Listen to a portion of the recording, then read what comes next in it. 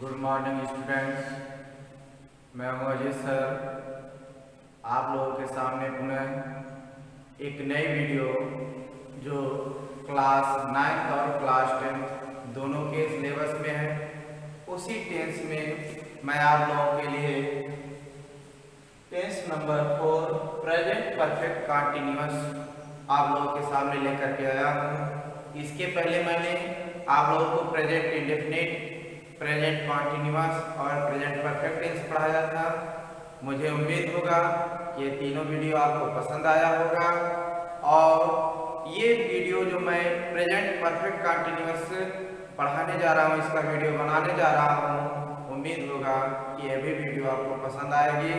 अब हम आते हैं पॉइंट पर, प्रेजेंट परफेक्ट कंटिन्यूअस। जैसा कि नाम से ही एकदम स्पष्ट है कि पूर्ण जारी वर्तमान काल। इसमें कार्य पूरा भी रहेगा और जारी रहने का भी समय भी दिया रहता है। इसकी पहचान, पहले परिभाषा आप लोग देख लीजिए। परिभाषा, इस टेंस में वर्तमान समय में कार्य का पूर्ण जारी रहना पाया जाता है तथा जारी रहने का समय दिया रहता है। इसके पहले मैंने जो प्रेजेंट कॉन्टिन्यूअस पढ़ाया था उसमें भी कार्य का जारी रहना पाया जाता है, लेकिन उसमें समय नहीं दिया रहता है। लेकिन ये जो मैं पढ़ाने जा रहा हूँ इसमें भी कार्य का जारी रहना पाया जाएगा और समय भी दिया रहता है। जैसे मान लीजिए रमेश 2 दिनों से भोजन पका रहा है।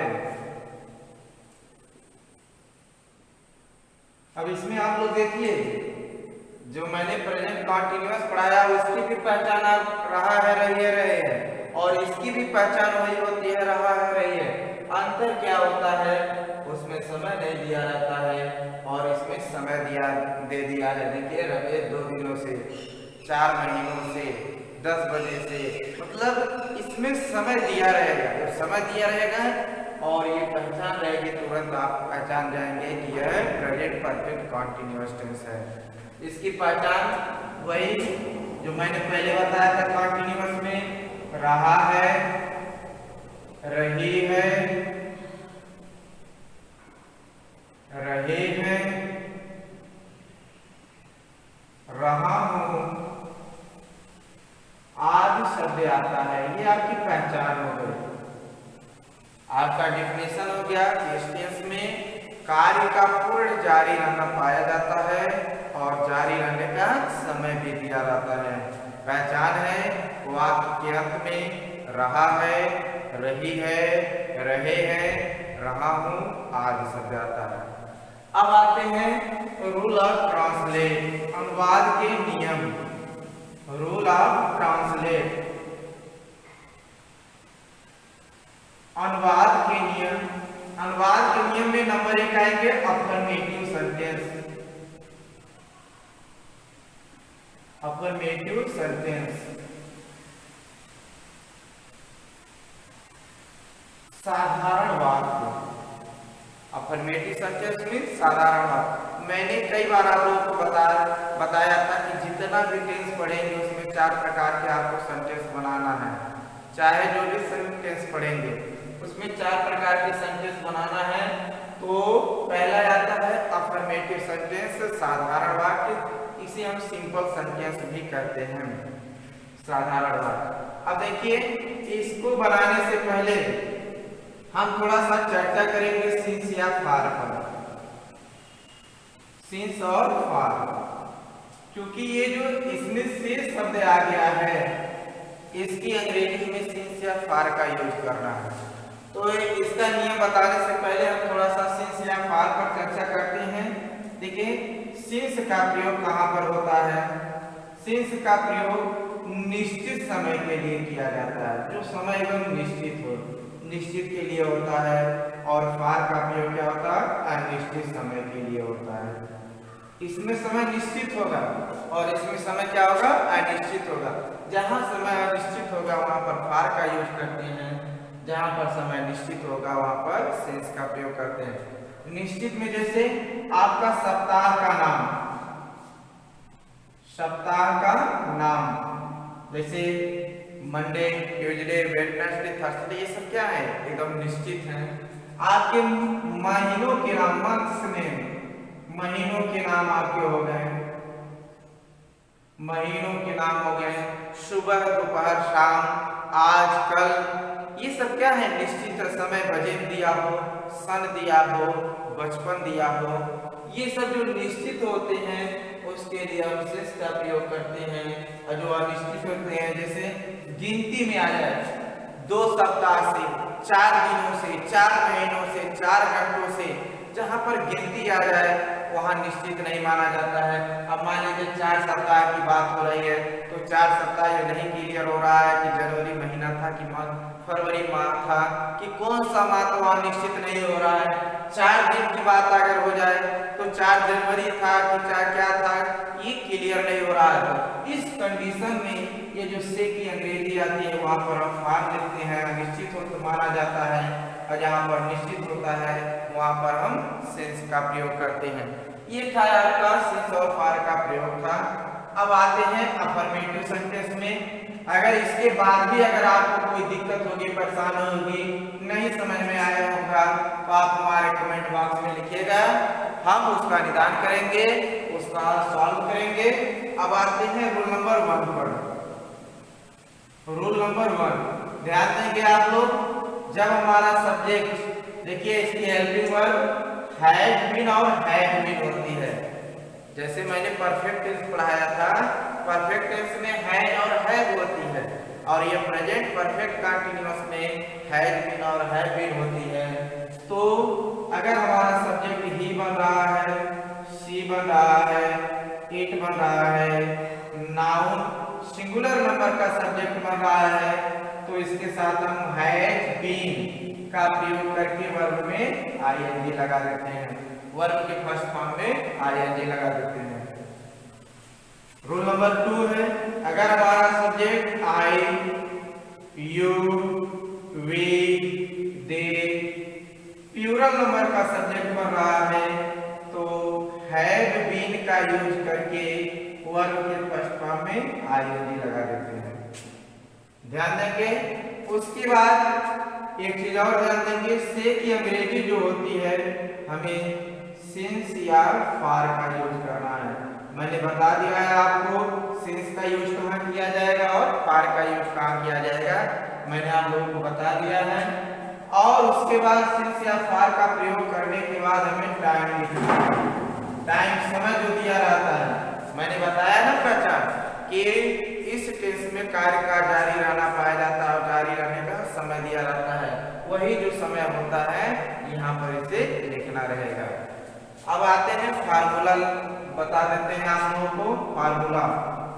सबसे पहले आप सब्जेक्ट लिखेंगे, फिर उसके बाद हैज बीन या हैव बीन का यूज करेंगे, फिर उसके बाद वर्ब में आईएनजी लगाएंगे, फिर ऑब्जेक्ट लिखेंगे, फिर आप सिंस या फार का यूज करेंगे, फिर उसके बाद आप टाइम लिखेंगे, फुल स्टॉप हो जाएगा।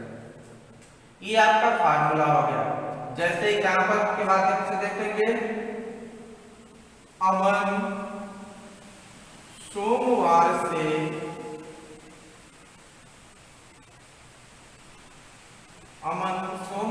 से बाजार जा रहा है।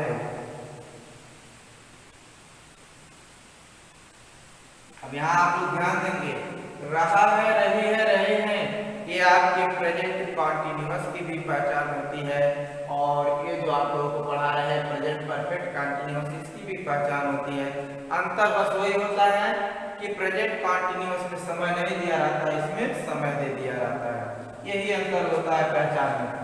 तो देखिए इसको कैसे ट्रांसलेट करेंगे। सबसे पहले आप सब्जेक्ट लिखेंगे, सब्जेक्ट इसमें अमन है तो अमन लिखेंगे, फिर उसके बाद हैज बीन या हैव बीन का यूज करेंगे।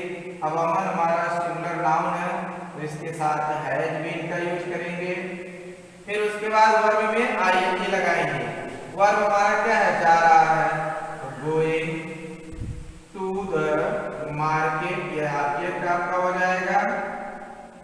अब उसके बाद देखिए ये से लिखेंगे, से की अंग्रेजी सिंस या फार लिखना। अब यहाँ देखेंगे हमारा समय क्या है, निश्चित है कि अनिश्चित है। सोमवार मैंने बताया था कि जहाँ पर सप्ताह का नाम होगा, महीनों का नाम होगा, सुबह दोपहर शाम आजकल समय बजे भी होगा, बचपन होगा, सन होगा, तो वहां पर हम सिंस का यूज करेंगे। यहाँ पर लिखेंगे since Monday, full stop. Next example देखते हैं। लड़के 4 घंटों से पतंग बना रहे हैं।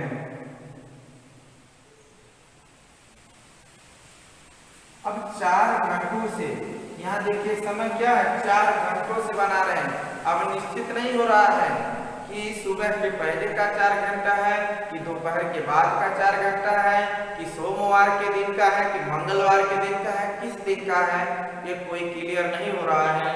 तो यहाँ समय क्या हो गया, निश्चित हो गया। तो ये से की अंग्रेजी हम फार लिखेंगे। सेम वही नियम लगाएंगे। सबसे पहले सब्जेक्ट लिखना है, लड़के हैं, हो जाएगा द बॉयज। आप देखिए हमारा प्लूरल सब्जेक्ट है, बॉयज क्या है, प्लूरल है, तो इसके साथ हम हैव बीन का यूज करेंगे, हैव बीन। अब उसके बाद वर्ब के फर्स्ट फॉर्म में आईएनजी लगाना है, मेक मिस बनाना होता है, इसमें आईएनजी जोड़ देंगे, मेकिंग द काइट। अब उसके बाद यहाँ पर मैंने बता दिया समय क्या है, अनिश्चित है, तो यहाँ से की अंग्रेजी फॉर लिखेंगे। उसके बाद टाइम है 4 घंटों से 4 आवर्स, फुल स्टॉप हो जाएगा। ये हमारा अफर्मेटिव सेंटेंस का रूल है। अगर इसमें कोई भी दिक्कत होगी तो तुरंत आप हमारे कॉन्टेक्ट नंबर से संपर्क करेंगे। अब आते हैं हम दूसरा निगेटिव सेंटेंस। आप लोगों को निगेटिव सेंटेंस बताने जा रहा हूं। इसमें देखिए आप लोग इसे ध्यान देंगे, सेम नियम वही है, मैंने कल भी बताया था। अगर आप अफर्मेटिव तैयार करेंगे तो आपका निगेटिव तैयार हो जाएगा। अफर्मेटिव में यही केवल निगेटिव जब बनाते हैं तो यही नहीं शब्द बढ़ जाता है, तो नहीं के लिए हम क्या करते हैं, नॉट का यूज कर देते हैं। दूसरा निगेटिव सेंटेंस, निगेटिव सेंटेंस अभी ही नहीं शब्द बढ़ जाएगा। तो अब हम क्या करेंगे, जहां पर हैज और बीन लिखते थे पहले नॉट लाएंगे तब बीन का यूज करेंगे, और जहां पर हैव बीन लिखते थे वहां पर हैव नॉट बीन लगाएंगे तब इसका प्रयोग करेंगे, यूज करेंगे। बाकी आपका नियम सेम वही है। जैसे अब इसका फार्मूला हो जाता है, सब्जेक्ट लिखेंगे, फिर हैज नॉट बीन या हैव नॉट बीन, उसके बाद वर्ब में आईएनजी लगाएंगे, फिर उसके बाद ऑब्जेक्ट लिखेंगे, फिर सिंस या फॉर लिखेंगे, फिर उसके बाद टाइम लिखेंगे। ये आपका निगेटिव का फार्मूला बन जाता है। जैसे रमेश या आलोक 4 बजे से किताब नहीं पढ़ रहा है।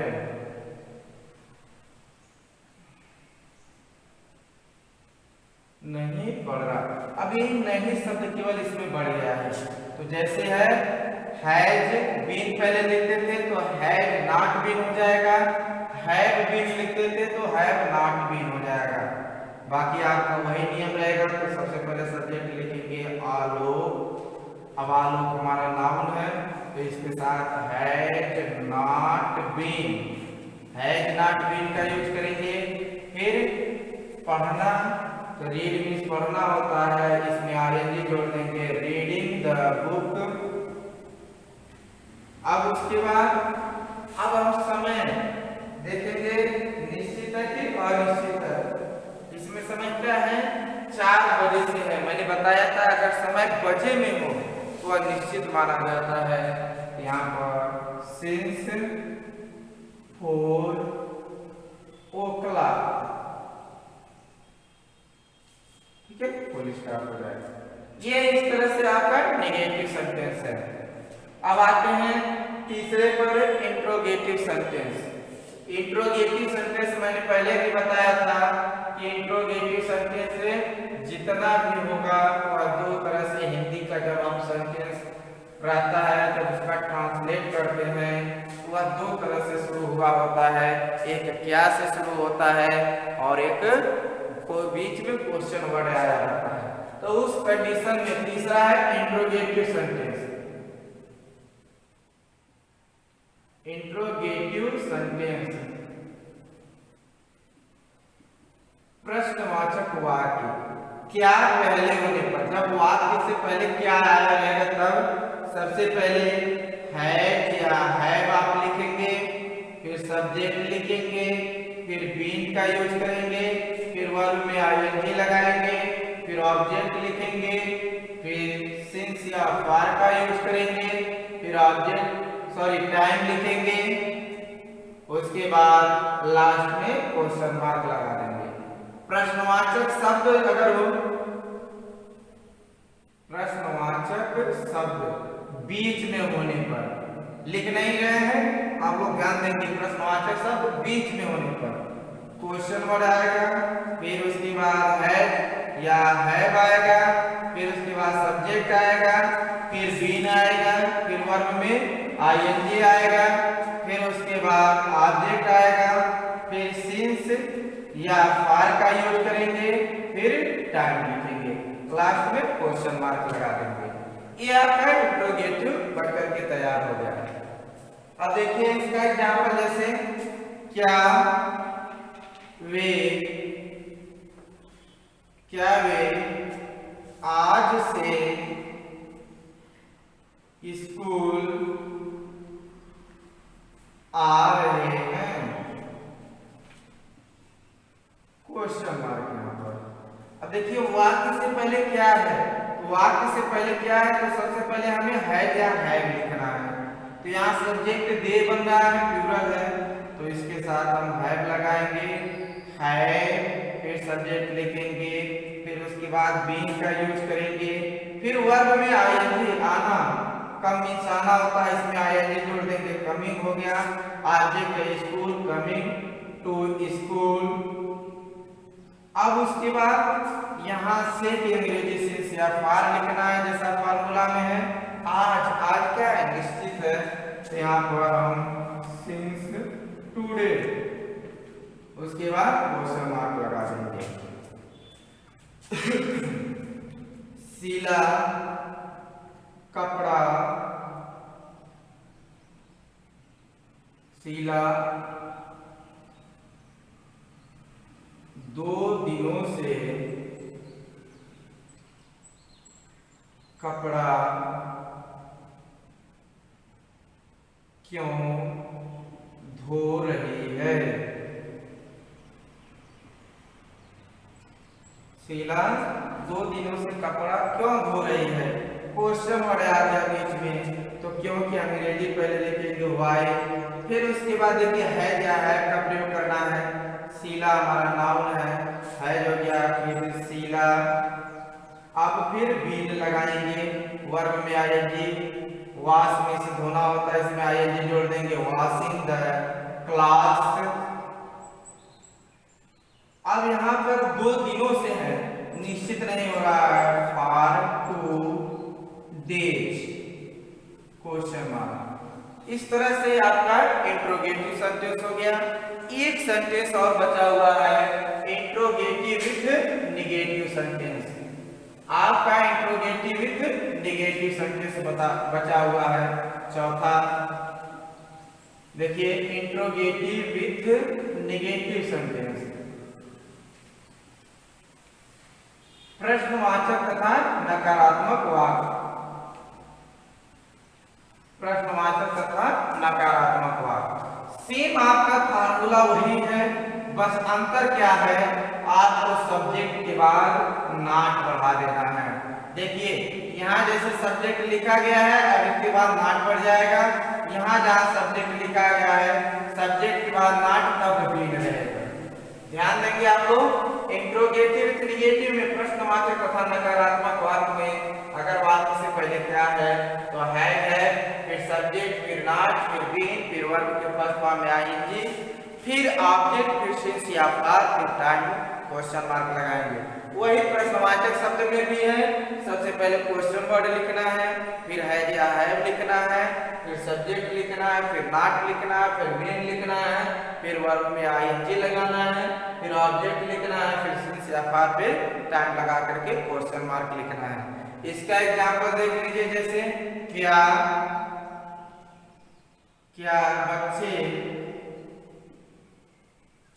बच्चे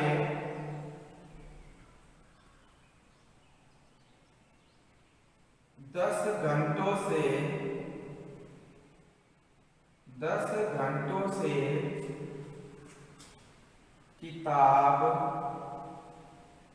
नहीं खरीद रहे हैं,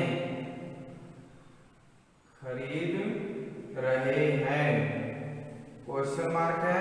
अब देखिए वाक्य से पहले क्या भी आया है और नए शब्द भी आया है, तो इस क्या की जगह पर सबसे पहले है या हैव लिखेंगे। यहाँ चिल्ड्रेन है, प्लूरल है, तो यहाँ पर हैव लिखेंगे। फिर उसके बाद सब्जेक्ट द चिल्ड्रेन, अब उसके बाद फिर नॉट लगाएंगे, फिर बीन का यूज करेंगे। देखिए यहाँ सब्जेक्ट के बाद नॉट बढ़ाना है तब बीन का यूज करना। अब खरीदना, बाइंग खरीदना होता है, इसमें आईएनजी जोड़ देंगे, बाइंग द बुक। अब यहाँ 10 घंटों से है, निश्चित नहीं है, यहाँ पर फॉर 10 डेज, सॉरी घंटों है, आवर्स, क्वेश्चन मार्क हो जाएगा, 10 आवर्स हो जाएगा। पिताजी सुबह से भोजन क्यों नहीं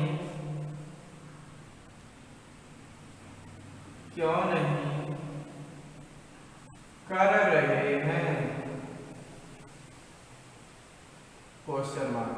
अब देखिए क्यों शब्द भी आ गया है, नए शब्द भी आ गया है, तो क्वेश्चन वर्ड लिखेंगे पहले व्हाई, फिर उसके बाद सब्जेक्ट, हेल्पिंग वर्ब लाएंगे है। अब यहाँ सब्जेक्ट क्या है, पिताजी है, द फादर। अब उसके बाद नॉट, फिर बीन रहेगा, भोजन करना, ठीक है, doing the food.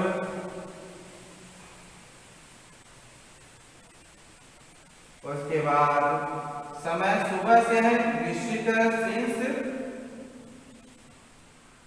Morning, question mark.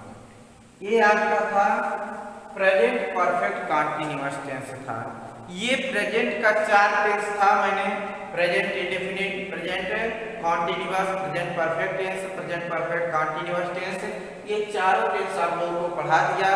अब मैं कल नेक्स्ट वीडियो में पास्ट इंडेफिनिट टेंस आप लोगों को पढ़ाऊंगा।